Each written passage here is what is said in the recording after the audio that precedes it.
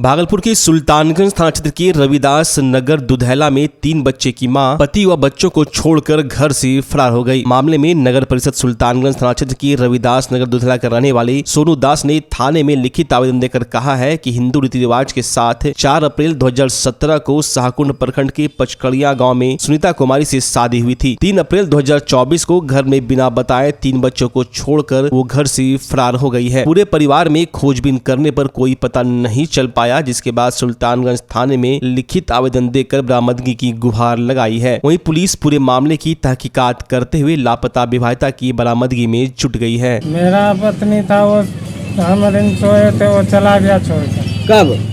कल सुबह में 7 बजे। कल क्या तारीख था? 3 तारीख। 3 तारीख को क्या बजे? 7 बजे। पत्नी का क्या नाम है? सुनीता देवी। कब हुआ था शादी? 2017। 2017 में? कहाँ हुआ था शादी? पचकठिया। कौन पचकठिया? शाहकुंड पचकठिया। वहीं शादी हुआ था?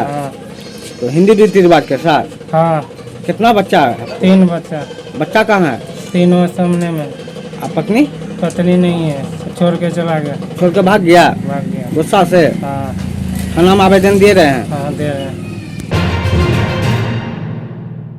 भागलपुर में नौलखा के समीप सड़क पर एम्बुलेंस और टेम्पो की आमने सामने की जोरदार टक्कर हो गई, जिसमें 2 लोग गंभीर रूप से घायल हो गए। घटना तब हुई जब यात्री सवार टेम्पो भागलपुर स्टेशन से सबौर की ओर जा रहा था। इसी दौरान नौलखा के समीप तेज रफ्तार एम्बुलेंस ने टेम्पो को सामने से जोरदार टक्कर मार दी। इस टक्कर में टेम्पो का आधा हिस्सा पूरी तरह से चकनाचूर हो गया, तो वहीं एम्बुलेंस भी बाईं ओर से क्षतिग्रस्त हो गई। इस टक्कर में टेम्पो पर सवार 2 लोग गंभीर रूप से घायल हो गए, तो वहीं चालक भी घायल है। दोनों घायलों का मायागंज अस्पताल में इलाज चल रहा है। वहीं घटना के बाद एम्बुलेंस चालक मौके से फरार हो गया है। घटना की सूचना पर स्थानीय थाना पुलिस मौके पर पहुंची और घटना की जांच में जुट गई, तो वहीं मायागंज अस्पताल में घायलों का बयान भी दर्ज किया जा रहा है। इसी आधार पर इस घटना की आगे की जाँच की जाएगी। उल्टा साइड से एम्बुलेंस वाला आया, आके ठोक दिया, ब्रेक पर कंट्रोल नहीं किया और हम सीधे साइड से जा रहे थे।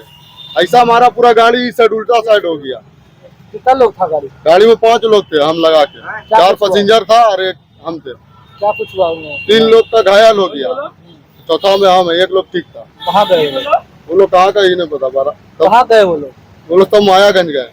एम्बुलेंस वाला? एम्बुलेंस वाला ही मायागंज गया, लोकल गाड़ी है। लोकल गाड़ी? हाँ, मायागंज का गाड़ी है। इधर से आ रहे थे? हम उधर से जा रहे थे, भागलपुर से आ रहे थे, सबौर जा रहे थे। ये उल्टा साइड से आ रहा था, तिलका मांझी। भागलपुर के सजौड़ थाना क्षेत्र के दरियापुर खैरा की सीमा पर साहिब कोठी भैयार में 20 वर्षीय अज्ञात युवती का क्षत विक्षत अवस्था में शव मिलने से क्षेत्र में सनसनी फैल गई। वहीं स्थानीय लोगों द्वारा शव की सूचना मिलते ही सजौड़ थाना प्रभारी सूरज सिंह अपने दलबल के साथ घटनास्थल पर पहुंचे और शव को कब्जे में लेकर पोस्टमार्टम के लिए भेज दिया है। साथ ही हत्या से संबंधित मामले को लेकर सजौड़ पुलिस छानबीन में जुट गई है। बताया जा रहा है कि 1 सप्ताह पूर्व युवती को किसी धारदार हथियार से काटकर दरियापुर व खैरा के बीच सीमा पर साहिब कोठी के सुनसान बहियार में क्षत विक्षत अवस्था में फेंक दिया गया था। वहीं सब को देखने से पता चलता है कि साक्ष्य को छुपाने का भी प्रयास किया गया है। वहीं लोगों ने दुष्कर्म कर बेरहमी से हत्या करने की आशंका जताई है। अगर आप अपने बच्चों की हकलाहट, तुतलाहट या मूक बधिरता को लेकर चिंतित हैं या बढ़ती उम्र के साथ बहरेपन की समस्या से परेशान, तो चिंता छोड़िए, क्योंकि अब भागलपुर में आ गया है इन सब का समाधान। Nirala speech and hearing clinic.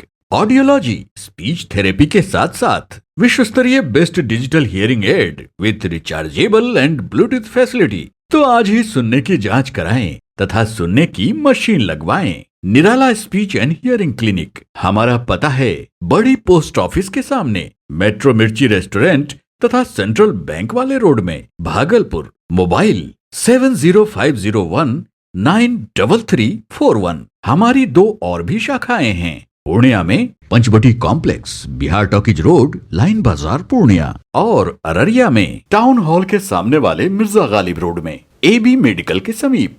बच्चा जब जन्म लेता है तो कई बार बच्चा तुरंत नहीं रोता है, रोने में देर हो जाता है। ऐसे में बच्चा क्षतिग्रस्त हो जाता है और उसके बचने की संभावना कम हो जाती है, और यदि बचा तो भविष्य में उसमें विकलांगता की समस्या आती है, जिसे CP कहते हैं, जिसका कोई माकूल इलाज नहीं है और ज़िंदगी भर बच्चा विकलांगता से जूझ सकता है। ऐसे में पूरे संसार में कूलिंग थेरेपी का सहारा लिया जाता है।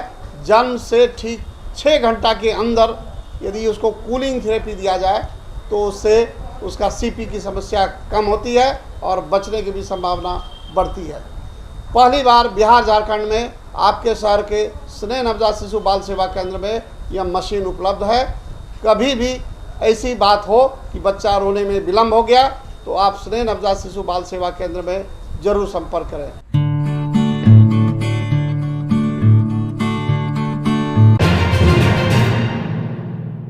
भीषण गर्मी को देखते हुए भागलपुर के सदर अस्पताल में लू वार्ड बनाया गया है। पूरे बिहार के साथ भागलपुर में भीषण गर्मी पड़ रही है। पिछले एक सप्ताह से भागलपुर का तापमान 40 डिग्री सेल्सियस दर्ज किया गया है। भीषण गर्मी और लू को देखते हुए अस्पताल प्रबंधक अलर्ट मोड में है। सदर अस्पताल में 10 बेड का वातानुकूलित लू वार्ड बनाया गया है, जहाँ पर्याप्त मात्रा में दवाई के साथ 24 घंटे डॉक्टर की ड्यूटी लगाई गई है। भीषण गर्मी को देखते हुए जिला प्रशासन की तरफ से जो आदेश आया है, हम लोगों ने यहाँ पे 10 बेड का अलग से एक लू वार्ड बना रखा है और लू वार्ड में हमने यहाँ पे एसी लगा रखा है, जो कि 24 आवर यहाँ पे एसी चलती है।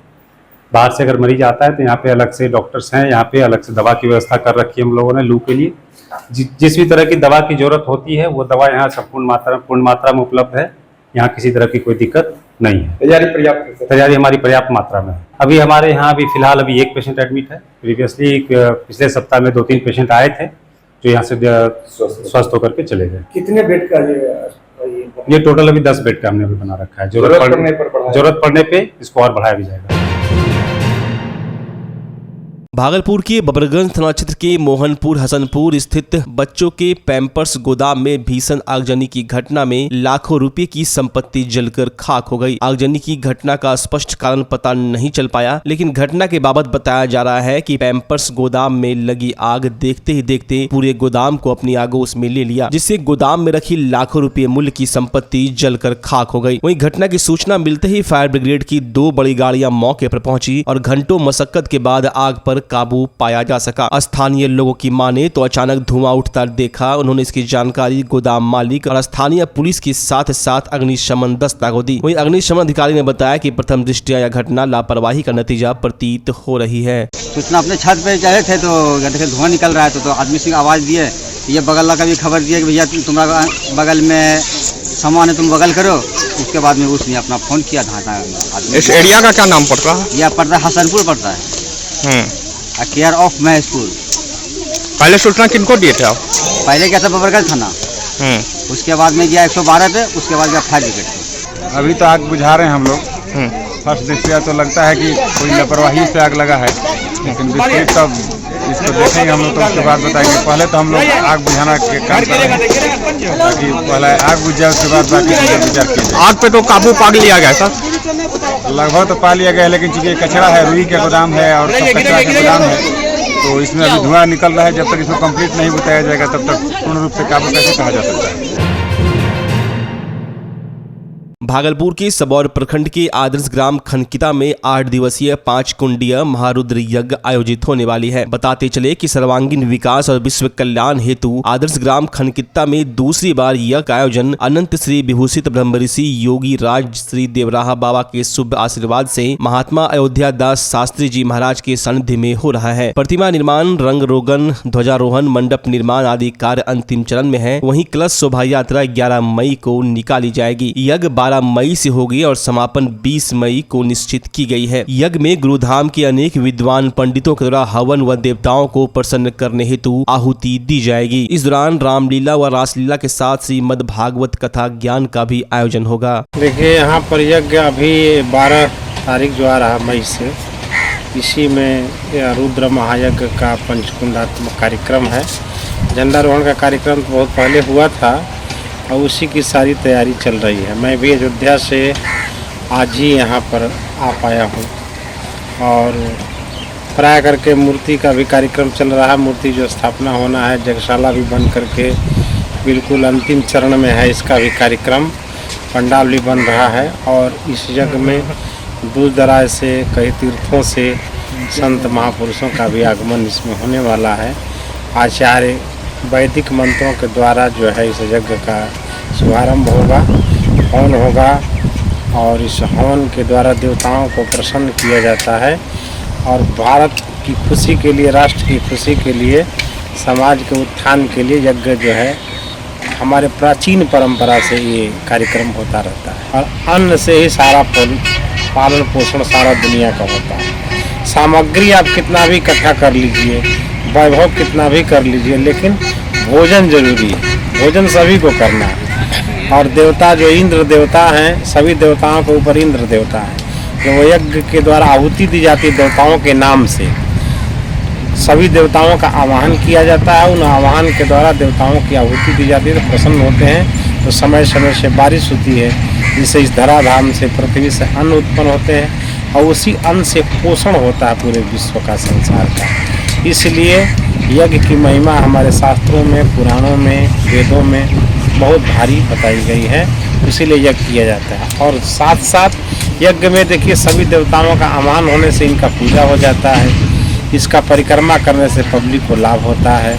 पब्लिक इस यज्ञ के माध्यम से पूरे समाज को एक मंच पर आने का अवसर मिलता है। सभी लोग अपने भेदों को भुला करके और एक जगह एकत्रित होकर समाज के लिए सोचते हैं, समाज के लिए करते हैं, राष्ट्र के लिए।